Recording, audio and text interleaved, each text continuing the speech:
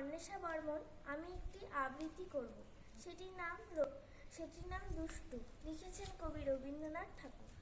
তোমার কাছে আমি দুষ্টু, ভালো যে আর সবাই, মিত্তিরদের কালু নীলু, ভারী ঠান্ডা কভাই। জ্যোতিষ ভালো, সতীশ ভালো, ন্যাড়া নবীন ভালো, তুমিই বলো ওরাই কেমন ঘর করে রয় আলো। মাখন বাবুর দুটি ছেলে, দুষ্টু তো নাই কেউ, গেটে তাদের কুকুর বাঁধা, করতেছে ঘেউ ঘেউ। পাঁচকড়ি ঘোষ লক্ষ্মী ছেলে, দত্তপাড়ার গবাই।